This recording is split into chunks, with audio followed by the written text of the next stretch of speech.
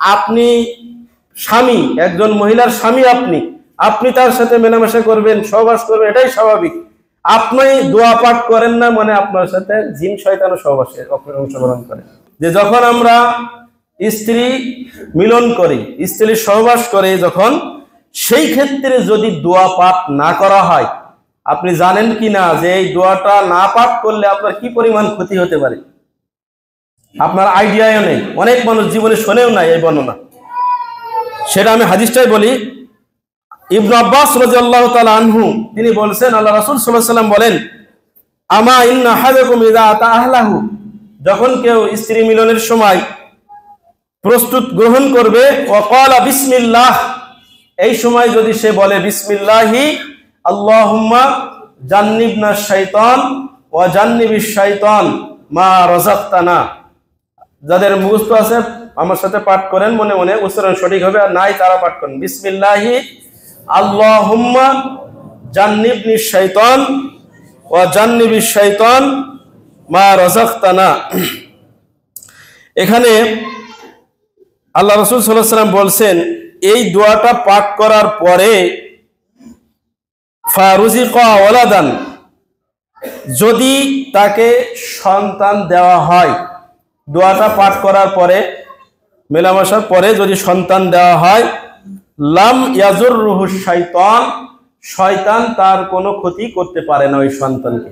সুবহানাল্লাহ, যে সন্তানের কোনো ক্ষতি করতে পারে না দোয়া পাঠ করলে।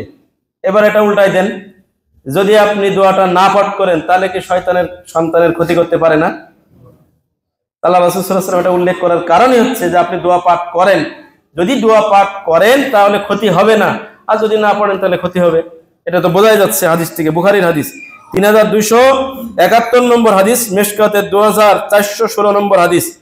যে ব্যক্তি সহবাসের সময় এই দোয়া পাঠ করে না, তার সাথে শয়তান সহবাসে অংশগ্রহণ করে।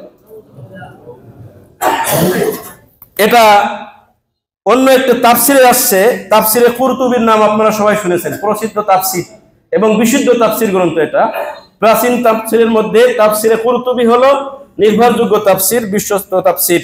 10ম খণ্ডের 289 পৃষ্ঠায় এসেছে যে মুজাহিদ তাবিবিদ্দান, তিনি মুফাসসির একজন, তিনি বলছেন যে ইজা জামা রাজুলু, যখন কোনো ব্যক্তি সহবাস করে, ওয়ালাম ইউসাম্মি, আর বিসমিল্লাহ বলে না, ইনতাওয়াল জান্নু আলা ইহলিলিহি, শয়তান তার পুরুষ লিঙ্গে জড়িয়ে থাকে, শয়তান তার পুরুষ লিঙ্গকে জড়িয়ে থাকে, ফাজামা মাহু, তার সাথে সে সহবাসে অংশগ্রহণ করে। তারপর আরেকটা বর্ণনা আপনার শোনাই। আধুনিক তাফসির বা যারা করেছেন তাদের মধ্যে, আধুনিক যুগের মুফাসসিরদের মধ্যে শেখ আব্দুর রহমান আস-সাদি, তিনি তার তাফসির তাইসিরুল কারিমির রহমান এই 4 নম্বর খণ্ডের 4 পৃষ্ঠায় এই বর্ণনাটা তিনি উল্লেখ করেছেন। এছাড়াও অনেক মুহাদ্দিস যারা তাদের কিতাবের মধ্যে এই কথা উল্লেখ করেছেন যে শয়তান অংশগ্রহণ করে, এবং তারা দলিল হিসাবে কোরআনের একটি আয়াত পেশ করেছেন এভাবে যে আল্লাহ রাব্বুল আলামিন কোরআনুল কারীমে বলেছেন, লাম ইয়াতমিসহুন্না ইনসুন ক্বাবলাহুম ওয়ালা জান। সূরা আর-রহমানের মধ্যে লাম ইয়াতমিসহুন্না, যে তাদেরকে স্পর্শ করেনি, ইনসুন ক্বাবলাহুম, তাদের পূর্বে কোনো মানুষ, ওয়ালা জান, কোনো জিনও তাদেরকে স্পর্শ করেনি। তার মানে কি? এটা কাদের বৈশিষ্ট্য বলেন তো? হুরদের বৈশিষ্ট্য বর্ণনা করেছেন সূরা রহমানের মধ্যে আল্লাহ, যে তাদেরকে কোনো মানুষ স্পর্শ করেনি আগে, কোনো জিনও স্পর্শ করেনি।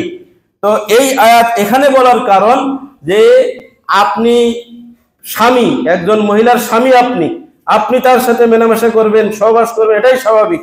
আপনি দোয়া পাঠ করেন না মানে আপনার সাথে জিন শয়তানও সহবাসে অংশগ্রহণ করে। তাহলে যতই সতীসাধী নারী আপনার স্ত্রী হোক, আপনার যদি দোয়া মুখস্থ না থাকে তাহলে অবস্থা কি দাঁড়ায়?